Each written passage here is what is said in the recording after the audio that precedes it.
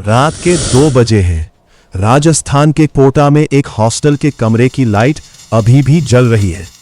Table पर खुली हुई है मोटी मोटी किताबें। दीवार पर चिपके हैं आईआईटी और एम्स के पोस्टर। और एक 17 साल का लड़का लगातार तीसरी रात सो नहीं पाया। उसकी आंखों के नीचे काले घेरे हैं, हाथ कांप रहे हैं, लेकिन फोन पर पिता का सिर्फ एक मैसेज बार बार चमक रहा है, बेटा इस बार सिलेक्शन हो जाना चाहिए।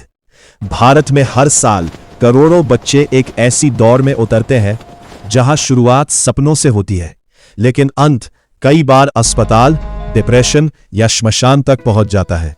यह सिर्फ एग्जाम की कहानी नहीं है, यह उस सिस्टम की कहानी है जहां बच्चों की कीमत उनके मार्क्स से तय होती है, जहां एक पेपर लीक लाखों सपनों का जनाजा बन जाता है, जहां कोचिंग सेंटर नई फैक्ट्री बन चुके हैं और जहां डिग्री हाथ में आने के बाद भी नौकरी की गारंटी नहीं है।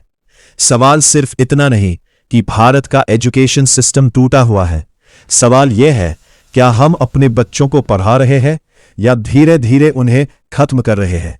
भारत दुनिया की सबसे युवा आबादी वाला देश, लेकिन यहां बचपन बहुत जल्दी खत्म हो जाता है, क्योंकि यहां 9वीं क्लास से ही बच्चे 2 हिस्सों में बांट दिए जाते हैं, इंजीनियर बनेगा या डॉक्टर।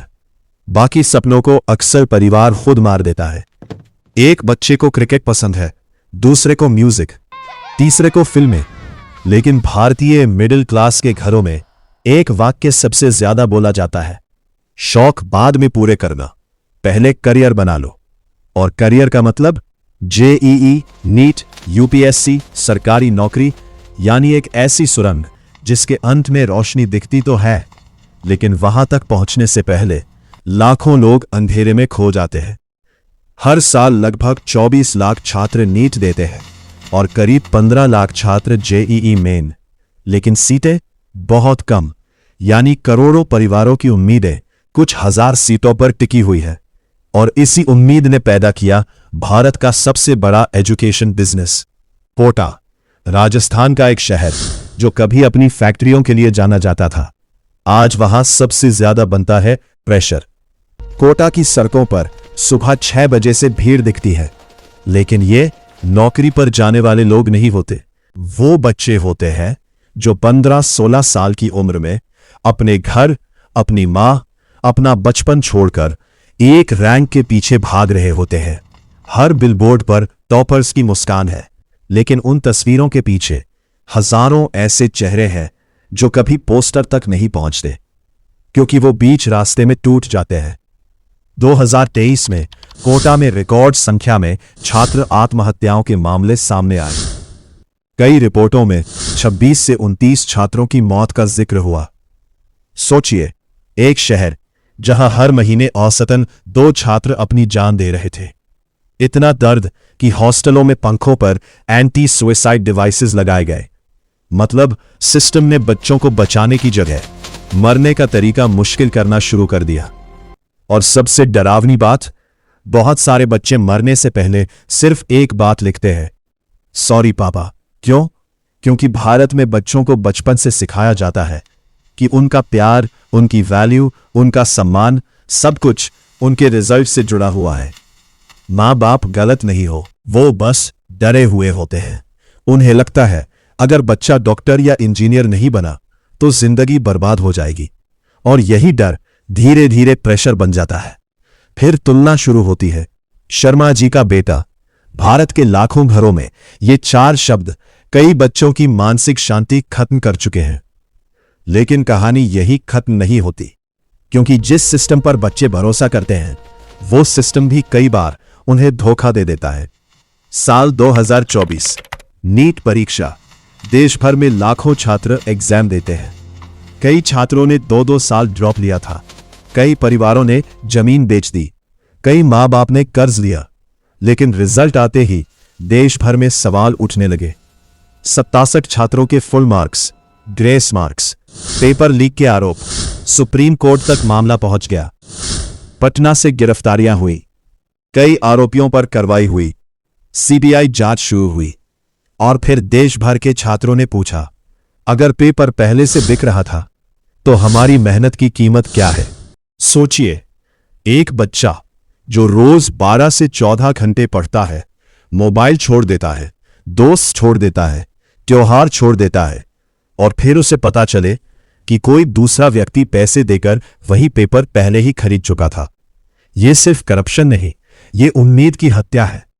2024 में यूजीसी नेट परीक्षा भी पेपर लीक के शक में रद्द हुई थी। देश भर में गुस्सा था, लेकिन शायद सबसे ज्यादा दर्द उन छात्रों में था जो पहले से मानसिक दबाव में थे। भारत में अब एग्जाम सिर्फ परीक्षा नहीं रहे, ये साइकोलॉजिकल वॉर बन चुके हैं। सुबह टेस्ट, दोपहर क्लास, रात डीपीपी, फिर मॉक टेस्ट, फिर रैंक, फिर कंपैरिजन। और अगर बच्चा पीछे रह जाए तो उसे लगता है जिंदगी खत्म हो गई। सोशल मीडिया ने इस दबाव को और बढ़ा दिया। यूट्यूब पर AIR1 रूटीन, इंस्टाग्राम पर 12 घंटे स्टडी मोटिवेशन और टेलीग्राम पर लीक्ड पेपर्स की अफवाहें। हर जगह सिर्फ कंपटीशन। अब बच्चे पढ़ नहीं रहे, सरवाइव कर रहे हैं। और इसी बीच कोचिंग इंडस्ट्री हजारों करोड़ का बिजनेस बन चुकी है। 3 मई 2026 नीट यूजी पेपर लीक, फिर वही घटना दोबारा सामने आई। जितना डर उतना पैसा। कोई क्रैश कोर्स बेच रहा है, कोई रैंक बूस्टर, कोई सीक्रेट स्ट्रैटेजी। एजुकेशन धीरे धीरे प्रोडक्ट बन चुकी है। लेकिन सबसे बड़ा सवाल अभी बाकी है। मान लीजिए बच्चा किसी तरह सब सहकर डिग्री ले भी आता है, फिर क्या?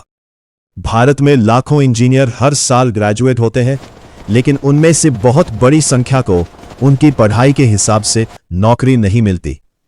कई रिपोर्ट्स बार बार ये सवाल उठाती रही हैं कि बड़ी डिग्रियों के बावजूद एम्प्लॉयबिलिटी क्राइसिस बढ़ रहा है। यानी 4 साल की इंजीनियरिंग, 2 साल की कोचिंग, लाखों रुपए खर्च और अंत में 10 से 15 हजार की नौकरी। कई युवा आज भी कॉम्पिटिटिव एग्जाम्स देते रहते हैं क्योंकि उन्हें लगता है प्राइवेट जॉब सुरक्षित नहीं है। इसलिए यूपीएससी, एसएससी, रेलवे, बैंकिंग और फिर वही साइकिल दोबारा शुरू। फॉर्म भरो, कोचिंग लो, साल गनवाओ, रिजल्ट का इंतजार करो, फिर कभी पेपर लीक, कभी एग्जाम कैंसिल। एक रेडिट यूजर ने लिखा था, India doesn't have an exam leak problem, it has an organised examination black market. शायद ये लाइन अतिशयोक्ति लगे, लेकिन जब हर कुछ महीनों में किसी न किसी परीक्षा पर सवाल उठते हैं तो भरोसा टूटने लगता है। और जब भरोसा टूटता रहे तो सिर्फ सिस्टम नहीं टूटता, लोग भी टूटते हैं। कई छात्र ओपनली डिप्रेशन की बात नहीं करते क्योंकि उन्हें डर होता है लोग कमजोर समझेंगे।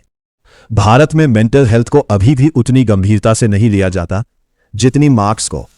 एक बच्चा अगर 95% लाए तो पूरा परिवार सेलिब्रेट करता है, लेकिन वही बच्चा अगर एंग्जाइटी से जूझ रहा हो तो अक्सर कहा जाता है इतना मत सोचो। लेकिन वो सोच रहा होता है, अगर मैं फेल हो गया तो क्या मम्मी पापा मुझसे प्यार करेंगे? और यही सबसे खतरनाक सवाल है, क्योंकि जब बच्चों को लगता है कि उनकी वैल्यू सिर्फ सफलता से जुड़ी है, तब असफलता उन्हें मौत जैसी लगने लगती है। कुछ साल पहले अभिनेता सुशांत सिंह राजपूत की मौत के बाद देश भर में मेंटल हेल्थ पर चर्चा हुई थी। भारत के छोटे शहरों में हर साल कई ऐसे बच्चे चुपचाप खो जाते हैं जिनकी खबर नेशनल डिबेट तक नहीं पहुंचती। उनके नाम ट्रेंडिंग नहीं होते, उन पर हैशटैग्स नहीं बनते, बस एक फोटो दीवार पर टंग जाती है और फिर कुछ दिनों बाद घर वाले छोटे भाई या बहन से कहते हैं अब तुमको सफल होना है। यानी ट्रॉमा भी विरासत बन जाता है। लेकिन क्या इसका कोई समाधान है?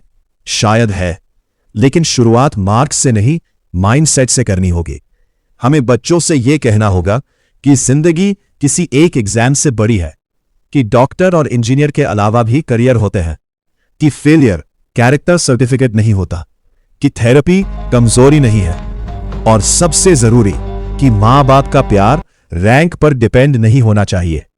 क्योंकि अगर एक देश अपने युवाओं को सिर्फ मशीन बना देगा तो शायद वो इकोनॉमिक सुपर पावर तो बन जाए, लेकिन इमोशनल ग्रेवयार्ड भी बन जाएगा। आज भी कोटा में हजारों कमरे जल रहे हैं। कहीं कोई बच्चा फिजिक्स सॉल्व कर रहा है, कहीं कोई बायोलॉजी रिवाइज कर रहा है और कहीं कोई चुपचाप रो रहा है। बाहर दीवारों पर लिखा है ड्रीम IIT, लेकिन शायद सबसे जरूरी सपना अब यह होना चाहिए कि भारत का कोई बच्चा सिर्फ एक एग्जाम की वजह से अपनी जिंदगी से हार ना माने। वीडियो पसंद आए तो चैनल को सब्सक्राइब जरूर करें और इस तरह के नॉलेज पाने के लिए बेल आइकन दबाएं और अपने दोस्तों में शेयर जरूर करें।